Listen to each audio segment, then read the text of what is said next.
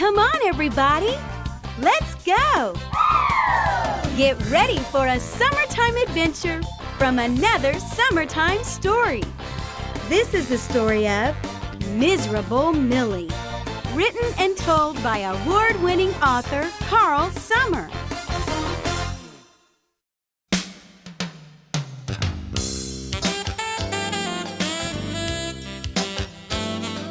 Millie lived in a nice house with Papa, Mama, and her older brother and sister, Willie and Betsy.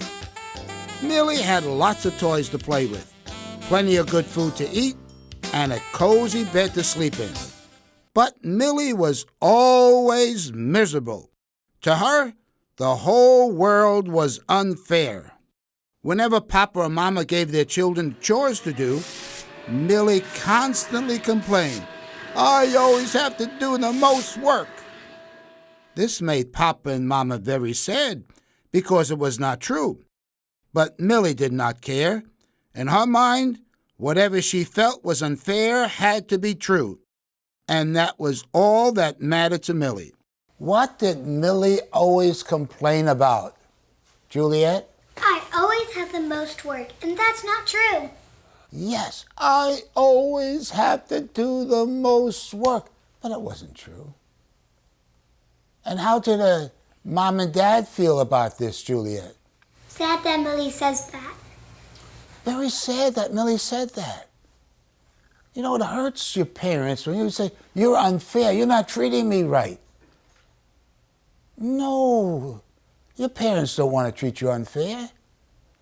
But if you do something wrong, they're going to punish you. That's not being unfair. And some children go through life that way.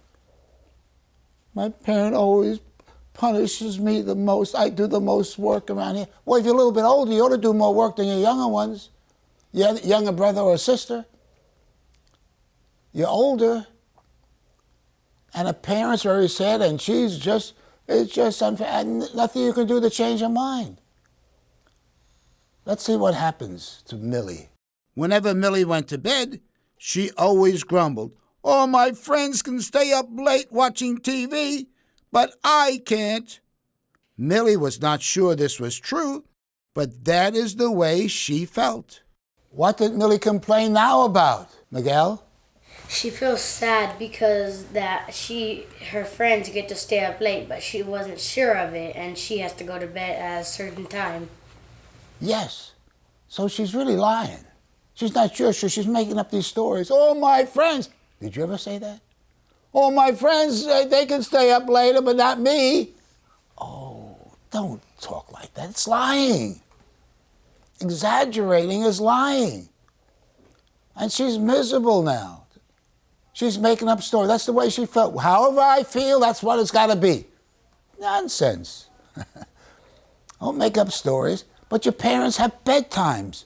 If they're good parents, they're going to make sure you get enough sleep.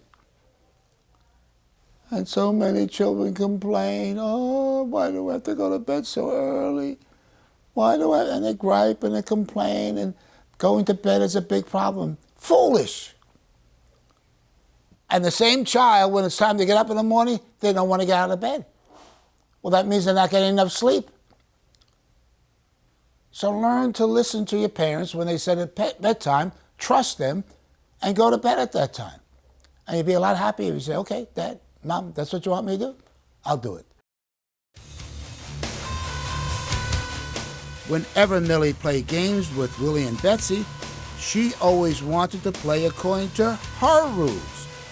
But Willie and Betsy would insist, "We need to play according to the rules of the game." If Millie did not get her way, she would quit playing and yell, "You're stubborn. You always want to play your way." One day, Millie announced, "I'm going to the park to play." "It's dangerous for young girls to go alone to the park," warned Mama. "All my friends can go wherever they want," cried Millie. "Why can't I? I can't do anything by myself." "You need to trust us," said Mama.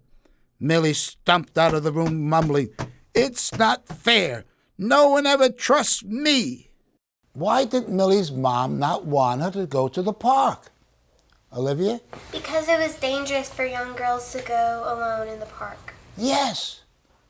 I don't even want my young boys to go to the park because I knew what kind of kids hung around there. I lived very close to a park in New York City when my children were growing up. I wouldn't allow them to go there because of the kind of kids that hung around there. Now, if I went there, that would be okay. You know, your parents are concerned about who your friends are. I always was. You show me who your friends are, I'll show you what kind of person you're going to become. I wanted my kids to have good friends, and I was careful who their friends were. Here's Millie's mom concerned where she's going to go. But Mom, my friends can go wherever they want. Millie asked the question, why can't I do anything by myself? What did Millie's mom say? Jocelyn? You need to trust us. You need to trust us, and that's the big issue. Do you trust your parents? Millie didn't. It's unfair. You don't let me go anyplace. I can't do anything by myself. She didn't trust her parents. I'm a parent. I'm also a grandparent. I know a lot of things that you kids don't know. And I'm going to protect you if you are my children. And I did that with my own children. Learn to trust your parents. You'll be a lot happier if you learn that lesson. When Millie was in school, she often talked to the girl in front of her. The teacher would say, Millie, stop talking to Susie.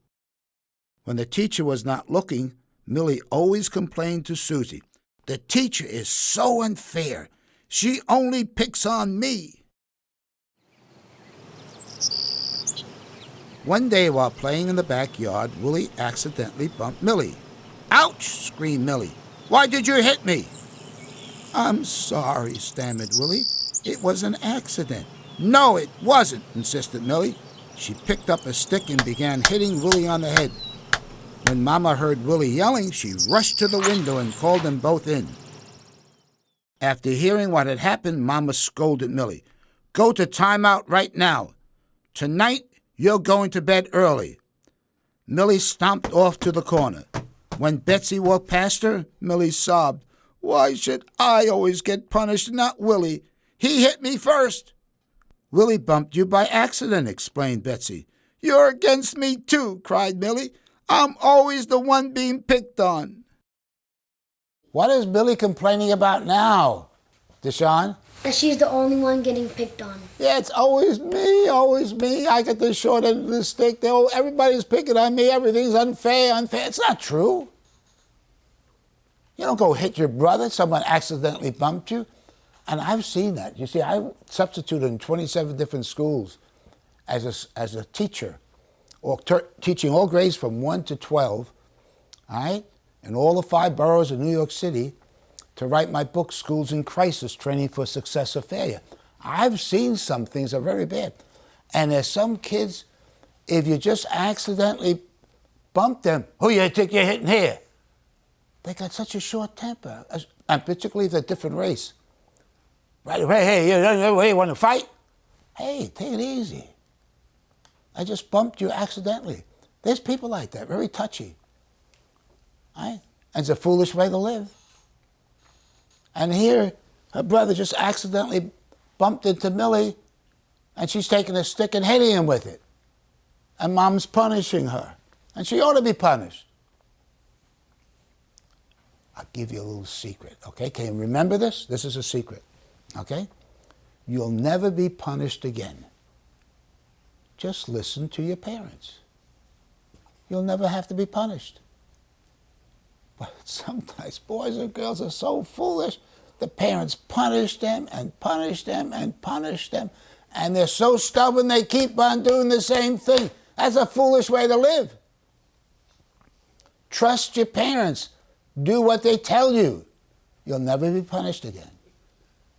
Parents don't want to punish you. They don't. I never did. Believe me.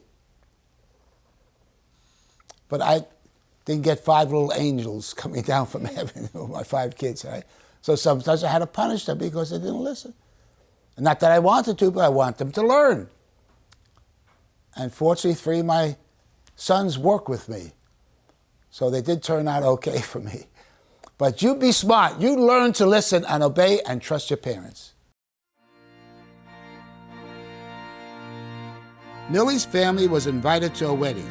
In order to be noticed, Millie put on a red skirt, orange blouse and socks, blue shoes, green ribbons on her ears, and carried a yellow purse. When her mother saw her, she exclaimed, "Millie, your clothes don't match." Millie put her hands on her hips and whined, "Why can't I wear what I want? Everyone else wears whatever they want." "You're not going to the wedding dressed like that," insisted Mama. Millie stomped out of the room crying.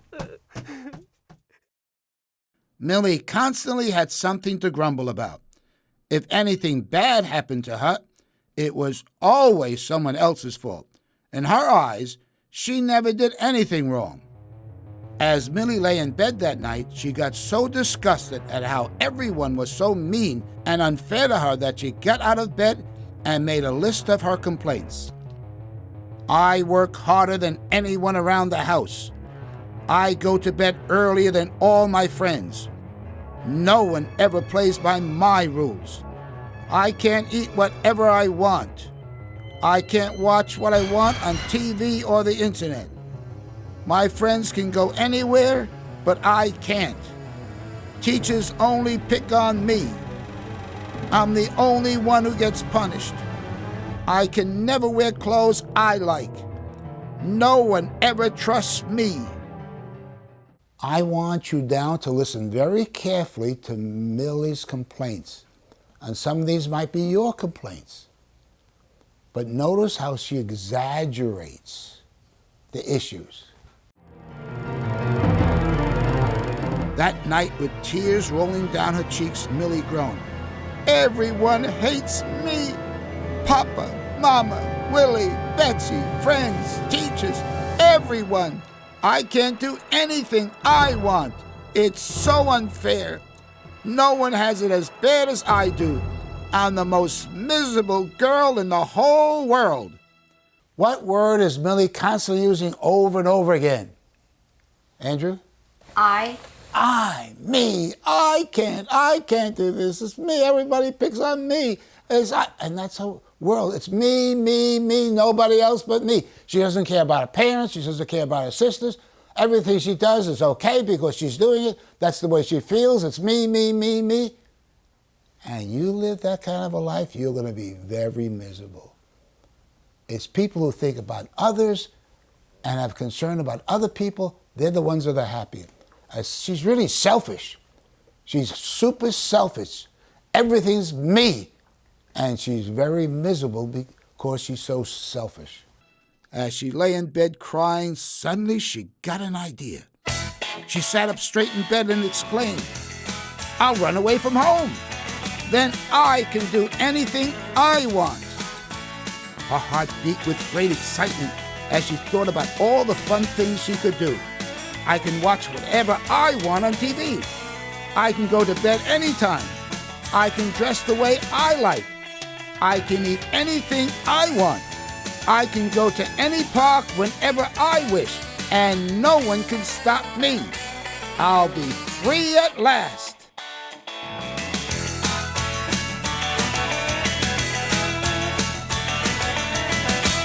Millie could hardly sleep thinking about all the fun things that she could do. When morning came, she jumped out of bed and sneered, saying, "This is the last day of my old life. I hope I never see this terrible house again." When school ended, Millie raced home. When she saw Mama working in the garden, she quickly went to Mama's purse and stole some money. Then she went to empty her piggy bank. "When everyone is sleeping," she whispered, grinning from ear to ear, "I'll climb out the window and run away. This is so exciting." Into her backpack, she put some candy and snacks. She then hid the backpack under her bed. Millie could not wait until nighttime. When everyone was sound asleep, she dressed quickly, grabbed her yellow purse and backpack, and very quietly opened the window. "This is going to be so much fun," snickered Millie as she crawled out the window. When she was a few blocks from her home, she threw her arms into the air and proclaimed, "Free, free, free at last. Now I can do whatever I want. This is the happiest day of my life." Millie went skipping down the road to the bus station singing, "I'm so happy, I'm so happy." When she arrived at the bus station, she bought a ticket to the big city. She was so excited that she could hardly sleep on the bus. It was daytime when the bus arrived in the city. How does Millie feel here, Emma? Very, very happy. She is in euphoria. "This is the greatest day of my life. I finally can get out of this house. I'm free at last." And she just thinks this is going to be the most wonderful experience. And you know there's some boys and girls that actually do this foolishly. They think that if you get out of the house, they can do anything they want. And we're going to see what happens to Millie here. But right now, she's the most happiest person in the whole world. That's the way she feels. But let's see what happens to her. "I'm hungry," said Millie. Then, with a big grin, she said, "Now I can eat whatever I want." She went into a restaurant and said, "I want a large hot fudge sundae with lots of whipped cream." "You want that for breakfast?" asked the surprised waitress. "Yes," replied Millie. "That's my favorite breakfast." An hour later, Millie moaned, "Oh, my stomach hurts." For the rest of the day, Millie could not eat. What is Millie eating now for breakfast? Olivia? A large fudge sundae with a lot of whipped cream. Yes, she's eating a large fudge sundae. Just what she dreamed. Now she can eat anything she wants. Now your parents give you food that is healthy for you to eat. And you might not always like it. And you might complain about it. But they want you to be healthy. They know that you're going to live maybe the 20, 30, 40, 50. They want you healthy then also. And your parents are concerned what you eat. But now Millie can eat anything she wants, and she does. And she ends up with what? Isaiah? The stomachache. Yeah, stomachache. "Oh, my stomach, my stomach." Well, why didn't you listen to Mom and Dad when they teach you how to eat and want you to eat healthy? Now she's suffering. Millie passed an amusement park. "Oh, good," she exclaimed. "I can go on all kinds of rides and no one can stop me." But because of her stomachache, Millie did not enjoy any of the rides. For the rest of the day, she just walked around the city. Millie was bored. When it was almost dark, Millie decided to go to the city park to find a place to sleep. "Mama never trusted me to make my own decisions," she mumbled with a sneer. "But now I can go anywhere I want, and no one can stop me." Millie strutted into the park. When she passed a group of boys, one of the boys pointed and shouted, "Look, she's alone!" The boys took off and ran to get Millie. Millie ran as fast as she could, screaming, "Help! Help!" But there was no one to help her. The boys were getting closer and closer. Millie raced to the top of the hill. Just as the boys were about to catch her, a police officer appeared. The boys quickly scattered into the bushes. "Please help me," pleaded Millie. "Those boys were chasing me." "You'd better go home right now," warned the officer. "It's dangerous for kids to be alone in the park. I'll walk you out of the park." "Thank you so much," said Millie. Before this, Millie hated police, but now she was really glad to see one. How did Millie feel about police before this event, Claire? She hated them. But now, how does she feel? She was glad to see one. Yeah, now she's glad. She's in trouble. And her mom, remember, warned her, I don't want you to go to the park alone because it can be dangerous. Now I'm free, I can do anything I want. She's learning the lessons the hard way, that sometimes parks are dangerous and these boys want to attack her. And she's so thankful now. There's a police officer there and she's begging, please help me. And that's what police officers are for. They're to help you. They're not your enemy. You don't have to be afraid of them. If you're doing the right thing, if you're doing something bad, I don't blame you for not wanting to see one of them. But they're there to help us and learn to appreciate those kind of people who are out there protecting our cities and our streets from evil people. I need to find a safe place to sleep, sighed Millie. She searched and searched for a place to sleep, but she could not find anything. Then she saw a bench on the edge of a small park. I'll just lie down and rest a while, she thought. But she quickly fell asleep. When the sun shone in her face, it woke her up. Oh, my aching back, she groaned. A bench is a terrible thing to sleep on. Then her stomach began to rumble. I'm hungry, she said. But today I need to eat a good breakfast. I surely don't want another stomach ache. Millie found a restaurant and ordered orange juice, eggs, toast, and milk. The same food her mother often served for breakfast. After paying for her breakfast, Millie discovered she had only a few pennies left. She had spent most of her money in the amusement park. Now I can't do the fun things I planned, she murmured. Millie was miserable. All day she walked around the big city, hoping to find some money.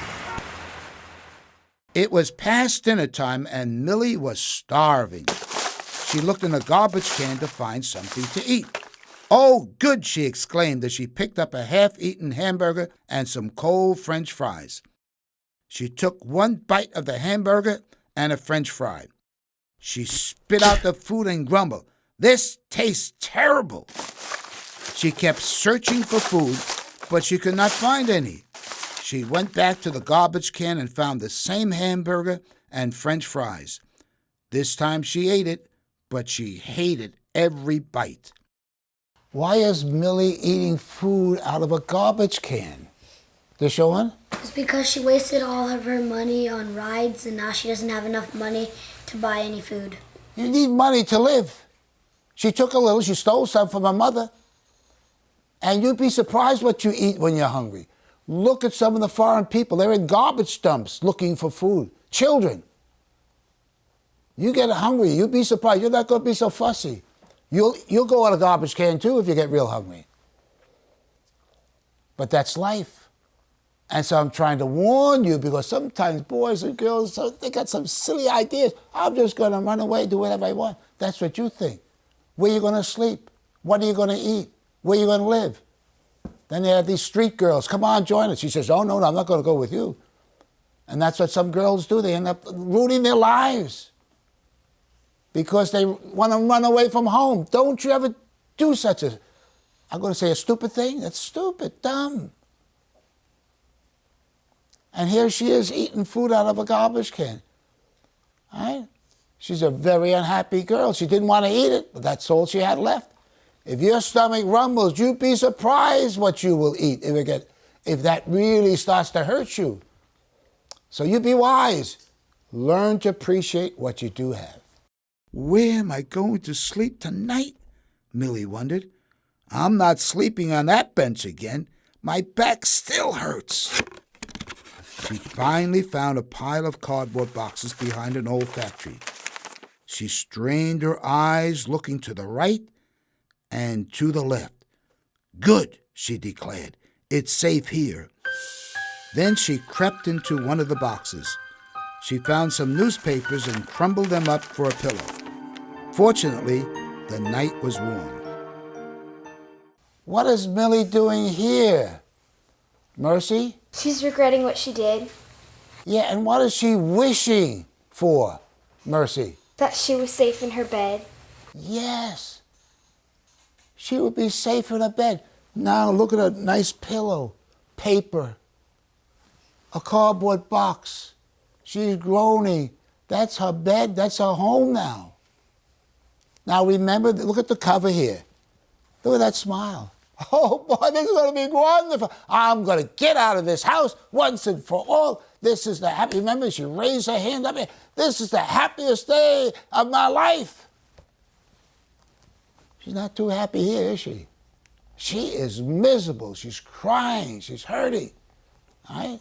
And she feels very sad. Millie lay awake for a long time, shaking with fear. I hope nobody finds me, she sobbed as tears streamed down her face. Oh, how I wish I was safe in my bed. Now I'm all alone and scared. Why was I so foolish to steal money from Mama's purse and run away from home? Now Papa and Mama will never want me back. Millie cried and cried until she fell asleep. Meanwhile, Papa and Mama were searching every day for Millie. Where's my Millie? Mama would wail over and over. I don't know, Papa would sigh with tears, but we're going to search for her until we find her. Papa, Mama, Willie, and Betsy put signs up all over town offering a reward for anyone finding Millie. What does Millie say about her dad and mom? Jocelyn? They'll probably never want her. Yeah, she feels, oh, my parents will never want me anymore. I stole from them. My parents don't love me. They don't want me anymore. Watch what happens now. That night, a cold front blew in. When Millie got up the next day, it was cold and raining. Brrr, she chattered. I'm freezing. I hate to leave this cardboard box and get wet, but I'm starving. Millie went out into the freezing rain and walked to a shopping mall. On top of a table, she found a half-eaten sandwich. Oh, great, she said as she gobbled up the sandwich. But Millie did not know that a sick person had eaten that sandwich. That night, Millie got very sick. All alone, she lay in a cardboard box, moaning, shivering, and throwing up. It was the most miserable night she had ever had. She cried and cried until she could cry no longer. The next morning, Millie felt slightly better. As she searched for something to eat, she passed a candy counter. My favorite food, she declared. If only I could have a piece of candy. Millie looked in her purse. She had only a few pennies left. Then she looked to the right and to the left. Quickly, she grabbed a piece of candy and ran. Stop that thief! Screamed the woman. Hearing the woman, the store owner ran after Millie, yelling, Thief! Catch that thief! A police officer heard the commotion. He looked around and saw Millie running toward him. When Millie came near him, he stopped her. The store owner told the police officer what had happened. Come with me, demanded the officer. The officer took Millie to the police station and called her parents. When Mama heard that Millie had been found, she shouted for joy. Then she exclaimed, We're coming right away. What do we see about Mama and Papa here? Emma? They're very happy to see Millie. They're very happy. Tears are flowing for Papa and Mama to see their girl again. That's how much your parents love you. And I put this in the storybook to make boys and girls realize how much your parents love you. Don't disappoint them.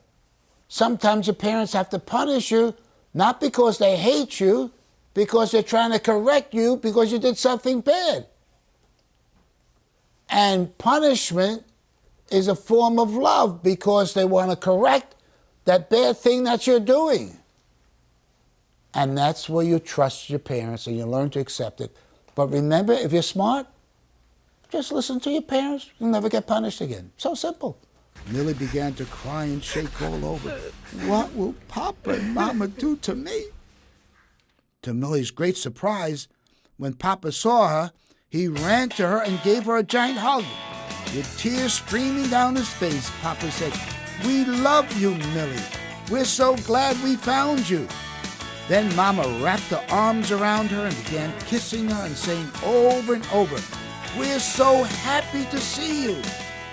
The police officers just smiled. They were glad they had saved another girl from the streets.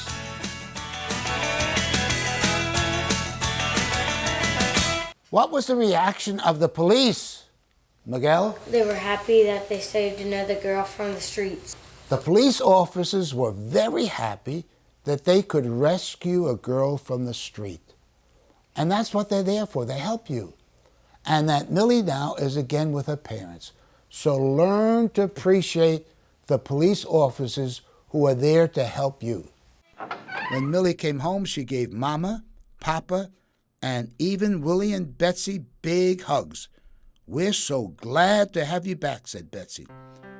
Then with tears streaming down her face, Millie confessed, "I'm so sorry for stealing and for all the bad things I've done. Papa, Mama, I was very foolish for not listening and trusting you. Living on the streets was terrible and very dangerous. I was alone and scared. I had no money, no food to eat, and nowhere to sleep.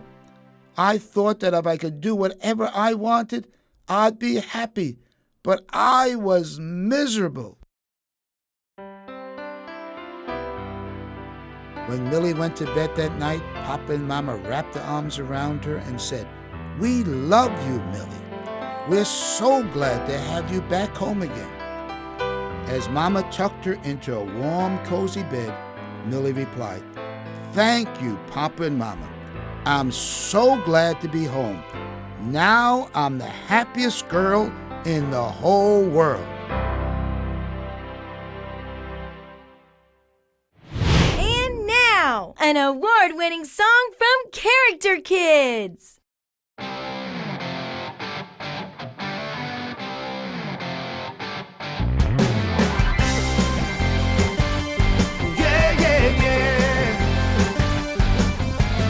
So unhappy, miserable, rules abound at home and school. Do this, don't do that, I'm done listening to anyone. I wanna be far from home, I wanna be on my own. I want my freedom, my space, and my liberty. I've been waiting so long to be free. I'm looking for paradise. I'm willing to pay the price. No matter how hard the struggle, I will survive. Won't you just let me live my life? Yeah, yeah, yeah. Let me live my life. Whoa, whoa. My, how quickly I have learned. Far from home, you can get burned. Thought I had a real good plan. Now I'm wishing I was home again. I wanna be home, sweet home. Don't wanna be on my own. I found my freedom, my space, and my liberty. There is no place that I'd rather be. I found a real paradise. It's where I can live and thrive. 'Cause now my attitude's changing, I see the light. This is where I should live my life. Whoa, whoa. It's where I live my life. Yeah, yeah. Home, sweet home, there's no place like home. Home, sweet